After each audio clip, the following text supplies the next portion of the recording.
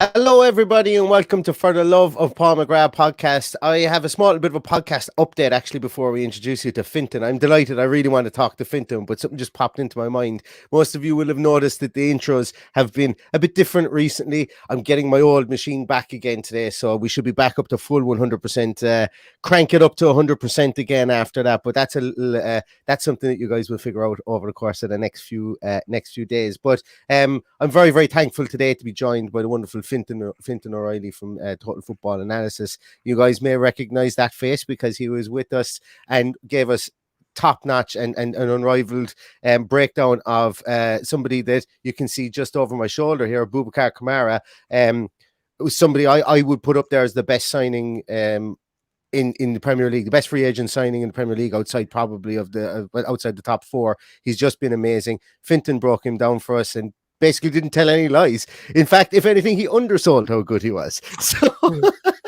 So I was delighted when I had the opportunity to chat to Fintan again about some of the French prospects we have, and also in light of the links that we've had with Musa Dembele yesterday. So Fintan, welcome to the show, and thanks a million for making the time. Thanks a million. No, it's a pleasure. Yeah, the Kamara went well, so yeah, we'll see how it goes this time. Hopefully, Exactly. I'm a good luck charm. We'll see.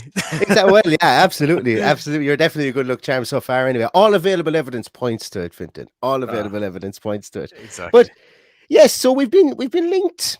It kind of came out of nowhere yesterday. The link to Musa Dembele of Lyon. It was originally broken by Mr. Santi, and then it's kind of grown legs, and it's been pretty heavily reported in the UK at the moment that Musa Dembele is on the way. Do you want to give us an overview of him, I suppose, since he's moved to French football in Lyon, because he's had some really impressive seasons, and then he's had just like two speed bumps in the middle. But talk to us a small bit about Musa Dembele. Absolutely. No, you describe it well there. It's definitely been, I mean, I suppose he seems like a guy who loves to be trusted, loves to be the main guy, and loves to be playing week in, week out, as anyone would, I suppose. But you really, really see it in his form.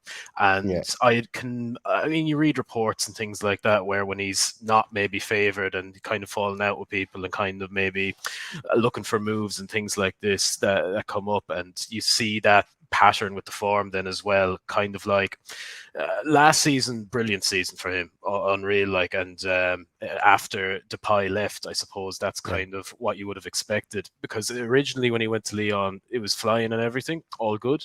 With Depay moving centrally, this was a big change for Dembele, I'd say, because Dembele loves to attack the space behind. I mean, he can come short and receive defeat as well. He's a very, very well-rounded striker, which I really like about him as well. I mean, there's not so many teams that you'd say, oh, he really wouldn't fit them. I think he's a very, very good option for a lot of teams at a high level. But when you had Depay coming in and you had Toko Akambi and you had Kadewere on the sides, the two of them were attacking that space and behind, and you had Depay dropping deep as kind of the key to that front three working. So he dragged out the defenders, and the two lads were running behind then to exploit the space, which is the space Dembele would ideally like to exploit, but from the centre. And so he kind of lost his place then, and he starts looking for a move. Ideally, I'd say he probably should have moved permanently a couple of summers ago. But he's kind of been a bit in limbo, went on loan to Atletico, had a great season back again last year. And again, this season, it's been a bit up and down and out of the team for the last couple of weeks, which again, looks like signs do point to them being open to a January move. And he's probably not 100% committed to the club for the long term, that kind of thing. So yeah, that's the way I'd see it.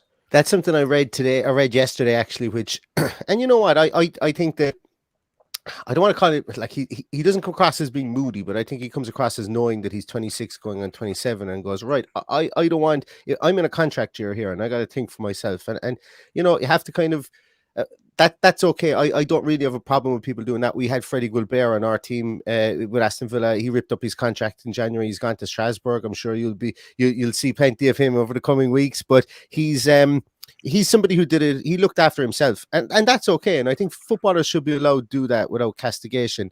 And I think what's really happened is Lacazette has come back to Lyon, and Lacazette is like walks on water in Lyon. Absolutely.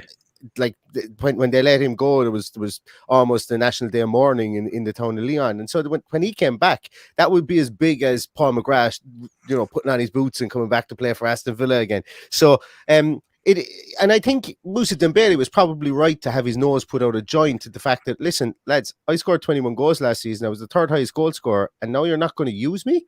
What's the story there? He was in a contract year, and I think he kind of said, listen, sell me, or I'm not interested in signing a new contract. And the club have probably utilized that and said, okay, well then if you're not going to sign a new contract, well, we've other people we want to blood and get ready for next year when you're not going to be here. And I think that's probably that's the give and take of football. The people it's not a soap opera. It's just people having a discussion, coming to determination and seeing what happens. And to be honest with you, I know it's very kind of black and white for me to kind of say, because I'm an Aston Villa fan and he's linked with us, to always see the good side of it. But you kind of have to feel for him in that aspect. When he was their main man last year and he didn't put a foot wrong for them over 25 starts, he only had 21 goals. That's pretty impressive. So I think there's probably something in that. But would it be fair to say, is that my determination on it? Is that me kind of being overly claret and blue tinted glasses? Or would you say that there's a bit of truth in that? I'd say there will be a bit of truth. In fairness, I kind of lean towards sympathizing with him a good bit as well, because he does perform when given the trust and given the role. But I suppose, yeah, that's it. There always seems to be someone else that comes in and kind of causes that friction or butts him out of the way. Again, not that it's their fault either, but yeah, it doesn't really work out well for him. Of course, you do need competition in any club, yes, always, but not saying they shouldn't have competition or anything like that, but yeah, I think I do sympathize with him a little bit in that regard. And when he does play, I mean, he's getting on the end of so many good chances. I mean, if you look at like his, for example, his goals per 90, non-penalty goals per 90, or his XG per 90 or anything, it's right up at the very, very top. Like, so it's not like he's performing badly when he does play. But yeah, I would say the opportunities definitely haven't come often enough this season, given how well last season went and the performances he has produced this season. Yeah. It's just been announced, I suppose, really, which might have something to do with this, that Danny Ings has officially just been transferred from Aston Villa to West Ham. Just popped up on my phone there as well. I thought that Villa put out a really nice note saying he was a popular member in the dressing room and kind of went above the normal. We wish him all the best in his future endeavours. The clubs usually put out. But I suppose really a lot of people have been asking whether Danny Ings is going to move. This has come out of nowhere. Maybe we might see some movement now, but I suppose more to be seen on that. But let's delve a small more into Musa Dembele, because one of the things, and the reason I brought up Danny Ings is Danny Ings was very clinical when the ball came to him. He's a clinical striker. Now, his work rate and effort was fantastic as well in a defensive point of view. But if you were hoping that Danny Ings, as you said there, was going to be able to have a small bit of him with regards to hold up play and get on the end of crosses from a heading point of view, he didn't really offer that, and that wasn't his game. His game was to occupy the defenders and I suppose pick up any scraps that came in about there, and he did it fantastically, and he will do it for West Ham. But Musa Dembele, me watching him, he loves a header. I mean, like, he's really good in the air. And when you look at his statistics, even over the last 365 days, he's in the top 9% of strikers in Europe's top 5 leagues. So that's something I think. Can you talk to us a small bit on that? Because when you look at his goal, at the spread of his goals, quite a lot of them are with his head.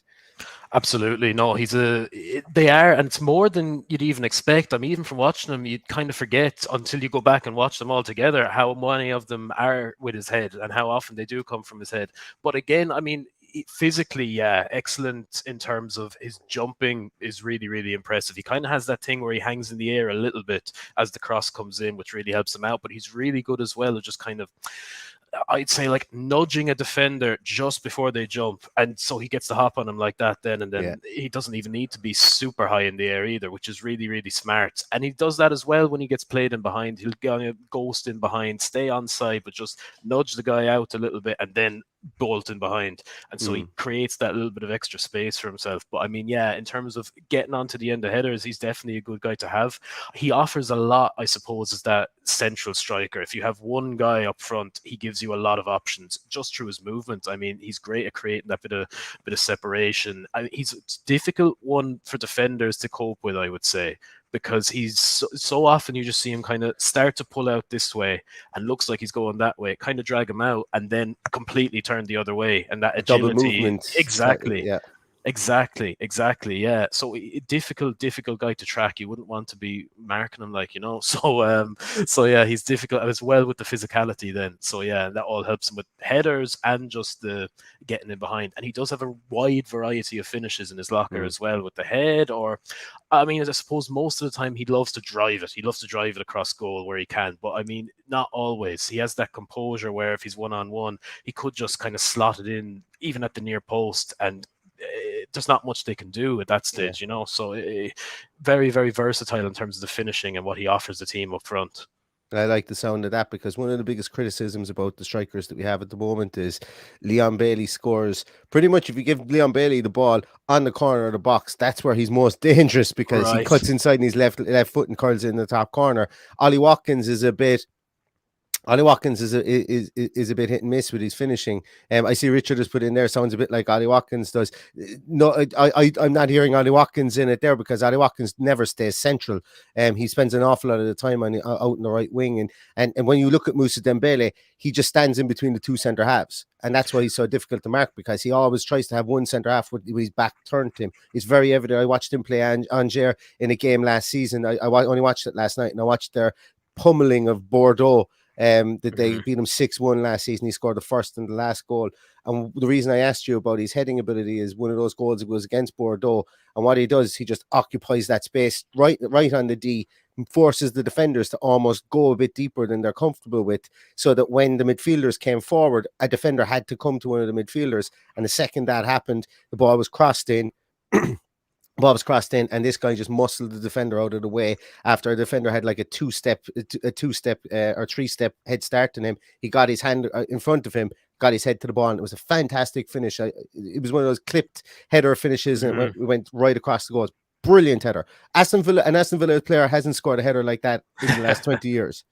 We just don't score good headers. We're a team. Barry Martin Larson, when he was the centre half, we haven't really had a striker that scored. It's been brilliant with his head. And while this guy is like he's had some good seasons, some bad seasons, I really like the headed goals that he scores. So that's why I wanted to bring it up with you. One of the other questions I had for you as well, and it's one of the things, reading around the internet, and it seems to be 50-50 kind of a thing. I don't see it myself, but some people have said, you look back at his Celtic days, you look back at his Fulham days, he was a bit more rakish. He was a bit more spindly. He didn't have the meat in his bones. Obviously, being a 17-year-old kid when he made his debut at Fulham, you're not going to have meat in the bones then. Very few do. And then as he went through his Celtic days, he obviously transfers over to Lyon. He was 21, 22 years of age, but he's bulked up a small bit since. I haven't seen him lose that step of pace. What's your view on it, though? Because I tend to see some French writers that say he has lost that pace over a longer distance, but over the first 5 yards, he seems to be as electric as ever. But I don't see it in either aspect when I watch him. I'd still see him as being quite electric with the pace. I mean, obviously not as much as when he was in his younger days. And as you say, like, he has put on a nice bit of muscle, but I mean, nothing wrong with that either. Like, and he does have that. I suppose, yeah, his sprinting is very, very evident. But I mean, a lot of the time when you're running in behind, you don't need to be like a long distance runner. You just need that explosiveness. And again, he kind of does use his strength as well to maybe off balance the defender first and then bolt in behind. And it's that explosiveness, I think, in terms of his movement, that helps him out a lot in terms of creating chances via that movement then. And so, yeah, maybe if you had a 100-meter race or 200-meter race between him at 17, him 20 maybe, and him now, maybe the younger one would win. But I think in terms of football game, when you're looking at that explosive movement and getting in behind and occupying the defenders as well, as you said, he's a lot more effective now, I think. And still, I wouldn't say the pace is anything to worry about at all. Not yet, anyway. I mean, he's getting on there in years, but he's nowhere. You'd get a good contract out of him. You know what I mean? He's still got plenty in him in terms of the pace and everything like that. So, yeah, I wouldn't see it either. I definitely see the bulking up for sure, but I wouldn't say he's lost a whole lot of pace. Nothing that would be a worry, I'd say. Yeah, he's and Barry says there, reminds me of Lukaku. Yeah, maybe about 75% of Lukaku, because Lukaku's gone way like if you've seen Lukaku lately, it's literally like hitting it off a steel pillar. It just comes. It could come back to you at any angle. He's like Lukaku's like a player. If anyone here has ever seen Space Jam, remember when all the good basketball players they lost all their powers and they became useless at basketball. Lukaku kind of feels like he's gone through that, and God knows we've had a lot of those players that come to Aston Villa and had that effect in the past. But there's another great question in here from Mashoud. From Mushud, sorry, I may have pronounced your name incorrectly, but how is Dembele in it too? I know Leon traditionally like to play that one up top, and flood attackers behind, but how do you think he'd fare within it too? It's a good question. It is a very good question. I definitely prefer him as the lone striker. I think he really thrives with that kind of freedom. He does stay centrally, as you said, but he's not like a pillar that's just going to be there. Yeah. He might go here, he might go here, but pretty much within the width of the box, or even like within the width of the 6-yard box. And that's the thing as well in terms of his movement, his positioning. You just see him get onto the end of like chances like that so often and create first touch finishes and that kind of thing, or at least first touch really good on target shots and that kind of thing. It's a 2. I can't picture it so well in my mind. I definitely would prefer him as a lone striker. I'm not saying it wouldn't work. If you had, I think it could work in the 4-2-3-1 kind of thing with a 10 behind him. You could have it with a smaller striker beside him who likes to drop off and create. But I mean, I don't remember seeing it so much with like Depay, for example. And if Dembele had played in that kind of 3-man front line, which I loved. It was a great Leon 3-man front line, but he wasn't really part of it. He would have probably been coming off the left or the right. And so, I can't picture it so well. Not necessarily that it wouldn't work, but I'd say if I was signing, I'd be looking to play him as a lone striker. And I suppose that's good information, because I think when we think about the traditional 2 up top, and while we say that Unai Emery plays that 4-2-2-2 formation or the 4-4-2 formation or whatever it is, Watkins isn't going to hold his position if he's allowed, because his game is to get around the field. Bailey, if he's played up beside him, isn't going to hold his position as a central striker. That's why Bailey is up there, to add pace, to drift out to the right as well. So I suppose my thoughts on what you've just said there, it does give an opportunity, because of the other 2 strikers we have who are converted wingers essentially. Albeit Watkins is 4 or 5 years now playing as a central striker. He does prefer to get around. Like Watkins, you can see in Watkins, he feels like he's curtailed if he isn't allowed to move. He's somebody who doesn't like staying still. Dembele doesn't mind staying still. In fact, actually, he loves the element of surprise. As I said previously, from watching him, he loves to get into a position whereby, as I say, stands in front of the 2 centre halves, and he can maybe turn a centre half and make a centre half turn his back to him. I know I've said that about 3 times. I said it in a podcast that did about him last night. But I saw him do it about 10 times. It's almost like he plays peekaboo with defenders. And then when that happens, the consternation happens, because he's a 2 or 3 step and he's gone type of striker. If you think, it reminds me a small bit of Robbie Fowler in that aspect. When Fowler was at the peak of his powers, he used to just toy with defenders like that and make sure the defenders didn't know where he was coming from. And albeit Dembele is a more considerably stocked person from a physicality point of view, I think he tries that as well. But would it be out of the question, like, if he plays up top on his own, did Leon utilize him in a more pressing position when he was played up top on his own? Because this is another question bearing on whether he might work in the 2. Because I think if he does play in a 2, maybe that could negate the need for him to press. So what's he good at that? He can offer something defensively. I wouldn't say it's a real strong point of his game. It's not that he'll offer nothing. There's players who will press a lot less than him, but I wouldn't look at it as being a major strength of his game. So from that point of view, it's a really good point. Now, in fairness, I'd say last season especially, he was quite good in terms of the defensive work that he did put in. So it can work. And again, he's good enough at putting in the effort, but I'd say you need the system around him that hides any weaknesses, and you need that kind of, and that's kind of the case with a lot of the other guys that we discussing today. I was thinking the same. They individually are not the best defensive players, but But it could be, like you say, if you have a guy next to him to kind of negate that, it could be masked over to an extent. Yeah, and that's a great segue, Fintan. Let's move on from Musa Dembele. We've given him almost 20 minutes there, and it all will be remain to be seen to see if he does sign. But I think we've gotten a good synopsis of what he can offer the team. But Villa have been linked with two other French players. I think two other players based out of France, should I say, this season. Actually, yeah, I might throw in a curveball I didn't talk to you about, a fan favorite of mine at the very end. So, but we did speak about it. Initially, this podcast was going to be on Guendouzi. And Guendouzi was linked. Obviously, the money is up around the 40-50 million mark. I think at this stage now, that with regards to this transfer window, not because of the fee or anything like that, I think Villa have that money to spend, but I'm just not sure whether this one will get over the line. I would absolutely love it, and I wouldn't rule it out, but I would say I'm probably about 65% it won't get done, 35% it will get done. But Guendouzi is obviously another guy who's transformed his career since he's gone to France. And can you talk to us about him? Because I found that when the link happened to Guendouzi, the people had a kind of a misconception about what he actually does on the field, and they kind of had him as this hard man tackler who used to shield the back four. But that isn't really his game. So talk to us a small more about that.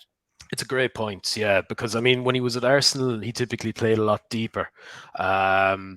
Whereas since he's been at Marseille, he's been an advanced kind of midfielder. I mean, with Sampaoli initially, you're looking at kind of like a 3-3-1-3 mad shape in possession. But Guendouzi would have been either the advanced wide midfielder on the right, so often kind of making this movement from right central midfield, if you like, out towards the right wing, kind of that territory. That's what we play at the moment with John McGinn. Right. So that sounds good. So yeah, perfect. No, all good. And then the or as a 10 as well. He could even play right behind the striker. And yeah, I mean, his best attributes, I suppose, because he's really thrived in those roles. I think he's been really, really good with Marseille, especially last season. I thought, but this season as well is slightly different. But kind of a lot of the time this season, you're looking at just behind the striker, but slightly out wide. But yeah, it's his movement again. He's really good at peeling away into space between that midfield and defense. So you're looking at him occupying, maybe through his movement and positioning, helping the team get into the final third. So you need that passer behind him, whether it's a centre back or whether it's a holding midfielder. And a lot of time it was Kamara or maybe even Saliba, like last season, who are going to find him when he's pulling off away from the defenders, pulling off away from the midfielders into that space. Then receiving, and the thing he does best then is receive, quickly turn, and then make something happen, whether it's drive at the back line or whether it's played a runner through and behind. Again, that would link really nicely with Dembele, who'd like to make those runs in behind as well. But any striker who's going to look to exploit that space behind, or he'll just carry it. Now, he can drop deeper as well. He can receive in, like, let's say the middle third, a turn with a bit of space ahead of him and carry it forward. But I really, really like him in those advanced areas, and I'd say he really thrives in terms of like chance creation. That's where you're looking at getting the best out of him. So yeah, it's been a lot different, I suppose, since he was with Arsenal in terms of the evolution, and I think it's been positive for sure. We've also that's good to hear, because like he's I think I've read as well that he's become a father recently. Well, recently in the last couple of years, it's kind of steadied him a small bit. You know, the whole running his mouth thing, which was like the reason that he got binned off from Arsenal was, it wasn't that he was a bad dressing room guy. It was that Arteta stamped it out almost immediately. He grabbed Neil Maupay by the throat and started roaring at him about his contract. And Arteta said, "Nope, not having it. You're out of here at the next opportunity." And he got rid of him. And Guendouzi hasn't done anything like that since. In fact, he's actually saved one of his teammates. I think it was Dimitri Payet who was getting pelters from the Lens fans or somebody like that. They were trying to attack him, and Guendouzi went over, pulled him out of it. Was it Nice? Was it? I think maybe. Guendouzi pulled him out of it, and actually Guendouzi had strangulation marks on his neck because he started taking on the fans that went to attack Dimitri Payet. That sounds like a good teammate to me, not a bad teammate. But I would be happy with Guendouzi. I think that you know, since he's gotten into the France squad as well, I think he's really matured, both personally and his game on the field as well. So I'm delighted to hear what you had to say about him there, and he does seem like he will be a fit in Emery's system. And the second last person, because I'm just going to throw it to you for a 5-sentence synopsis on another player in a moment. You may have seen him in the comments. He's a good player, don't worry. But the guy from Angers that I cannot pronounce his name, the Moroccan lad, and I can never remember how to pronounce his name. Ounahi, or I'm sorry if I've butchered that. I'm gonna make an attempt at it, and if there's any Moroccans or someone who knows better than me, they can let me know if I'm wrong. But I'm gonna say Ounahi. There we go, something like that. Okay, hopefully it's not butchered, but it's out there now. So Ounahi. Exactly. We can't take it back now. Yeah. No, yeah, so obviously he blew up with the World Cup. It was a really, really strong tournament and a lot of good press, I suppose. I suppose for me, it's a good time for Angers to cash in on him, because you're looking at their bottom of the table, and if you look at, like, for example, Transfermarkt, his value rose. I'm not sure exactly now off the top of my head, but it was something like 15 million, but it was the largest percentage rise out of anyone from the tournament, just from the tournament. So you're looking at a lot of eyeballs went on him. He had a good tournament, and then he's hyped at the moment. Not that he's not a good player. I think he's a lovely player to watch, but I also think there's players who... there are better players for me who you could look at instead. Now, what you get with Ounahi, you're looking at really, really good ball carrier, really, really good dribbler, and you look at a guy who's like, if you're looking for someone to just be fearless in midfield and just run at the defense, then that's what you get with him, and it's really, really fun to watch. If it was a choice between him and Guendouzi, I'd go with Guendouzi, because I think he can offer you a little bit more, and both of them, neither of them are a sure bet. Like you say, Guendouzi's had issues in the past in terms of his discipline and things like that. Ounahi maybe is not 100% proven, you could say, maybe, and there's always a chance that he doesn't replicate that form from the World Cup over a longer period and everything like that. But he is a really, really strong ball carrier. I love him as a creator, and fearless at running at the defense. So I really, really like those aspects of his game. Again, he won't offer you a lot defensively, neither would Guendouzi. Both of them need to be protected within the system, whether it's pressing high and being really compact that way, whether it's being in a really, really nicely organized block. Their effort is decent, but it's a combination of that and then the technical ability that kind of does let them down. So that's it as well. Then when you're in a central position, it can be dodgy from that perspective. But I do like watching him as a player, but I wouldn't be one to say, oh, he's the one that you must buy right now just because the hype is so high. If it was summer, maybe.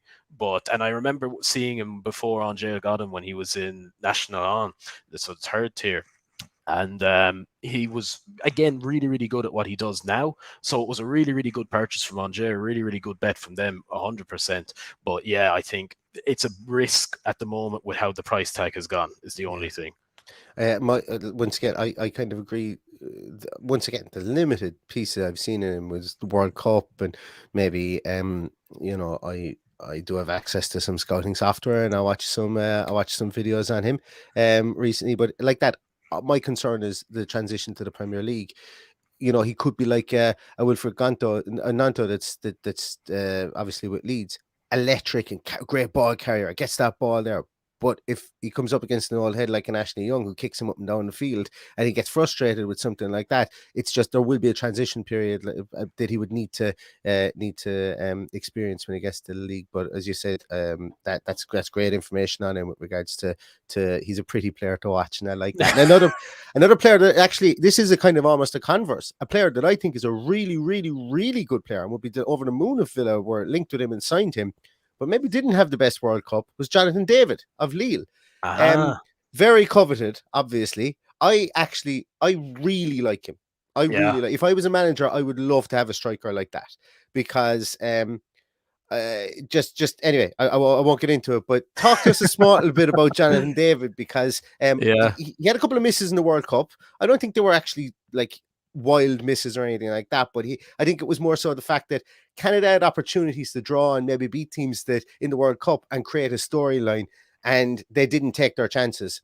But this guy is an awful lot better player. When you look at him in a team that's built around him, and Lille very much so. Well, I won't say very much so, but Lille are built to his needs in a lot of ways. Right. Yeah. No, absolutely. No, it's a good shout. It's a good shout. He's different again, very, very different again, in that he'll offer you a lot more without the ball. And I mean, obviously, he's not the size of Dembele. And again, I wouldn't, just to pick up on it, because I remember now. Yeah, Dembele, he's not quite Lukaku, like you say. No. Lukaku is super, super big. Dembele, he's a nice size, but he's not. He's got a lot of agility in his game as well, decent balance. He can turn very, very quickly, so that's important for him as well. With David, yeah, he's smaller, more nimble, really, really nice dribbler as well. And I think the defensive part of his game is huge as well, because he's going to offer you a lot in terms of the press, and really, really good with his movement, I suppose, in terms of dropping off and receiving in really, really good areas. Either then to turn or just link up with someone. Maybe he drags the defender with him and then plays it off to a midfielder and helps him get behind, or he receives here and can play someone else in behind. Or if you put him with someone big, like, I don't know, I'm thinking Lille now, so I'm thinking Yilmaz, but I mean, something like that. Where, you play it up to him, and David can be there occupying that space in front of the back line to then carry it forward if he can get onto the end of the second ball, because you're looking at a guy who's really, really energetic and chasing down the second ball. He'll fight for the second ball, and then when he gets it, his dribbling quality is excellent as well. Now, there was an adjustment period that I'd say not a lot of people probably anticipated when he moved from Belgium to France. It was definitely rough, I'd say, for the first season. Last season and I'd say this season, he's been excellent to watch. Really, really done well at adapting, I suppose. So whether he'd be one for like a mid-season transfer in that regard, I don't know, because again, I wouldn't be surprised if again it took time to adapt to, for example, a Premier League or whatever it is. But definitely a player who I would say would be worth watching for a team like Aston Villa or beyond. Any team looking to compete in Europe, you're looking at David as a very, very good option as a second striker type, I suppose, who's going to play in that space just in front of the back line, pretty much. Yeah, and I really like his movement. His diagonal runs are just he's brilliant to watch. He really, really is good to watch. Off the ball especially, I love that kind of thing where he's, like you say, his movement, whether it's dropping off or, like you say, this diagonal runs in behind. He's great at getting into good goal-scoring positions. And, but on the ball as well, great ball carrier. So I really, really do like him.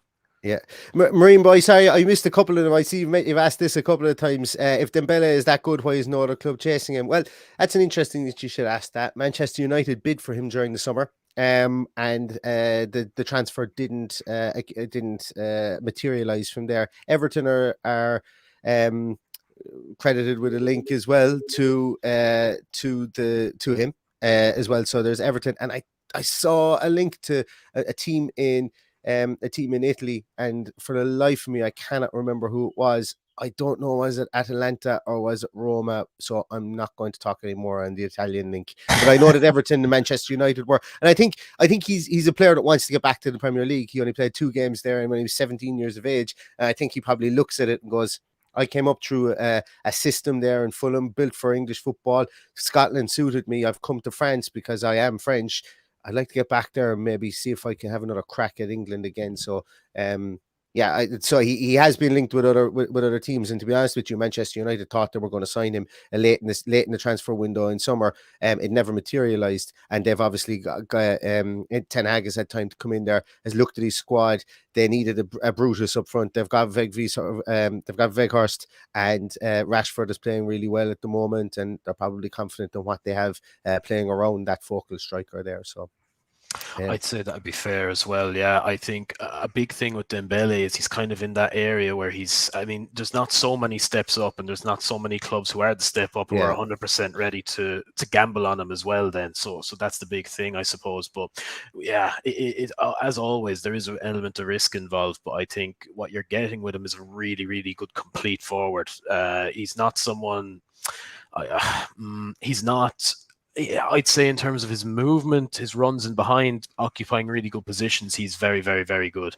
In other areas, he's not the best in the world, but he offers a lot in pretty much all around, like you say, aerial ability, or whether it's pace, or whether it's even the link up. I wouldn't say is amazing, but he's capable in that regard as well. You know, it wouldn't be like an area that an opposition team would 100% target. Oh, if he gets the ball to feet, he's screwed. You know, no, not really. So really, really well rounded. But again, then it's whether teams are ready to take the gamble. And like you say, like United or a team like that probably will have looked at him, but maybe for whatever reason it doesn't materialize then. So that's the thing.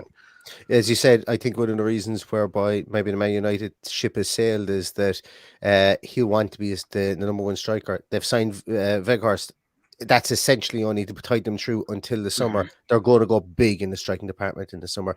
Mm-hmm. I would be very surprised if they don't throw the kitchen sink at Dusan Vlahovic or somebody like that in the summer to get that striker in there. They've also got Rashford, Anthony, all these players that can play around that big man. So bringing in Musa Dembele, to me, doesn't make sense for them because they've gone for that 6-month loan for Weghorst, whereas if they were going to buy Musa Dembele, he's on a contract and he may not be that central striker there as well. So I think if he was to look at it and go, okay, I might go to Aston Villa, I get a 3-year contract off Aston Villa, there's always a chance that the striker they have will not be better than me, and I will be that central striker there as well. And if it pans out and he gets double-digit goals for 3 years in a row, I think it's a good gamble to take, considering it's a 3 million outlay is what's being reported at the moment, and potentially could be free.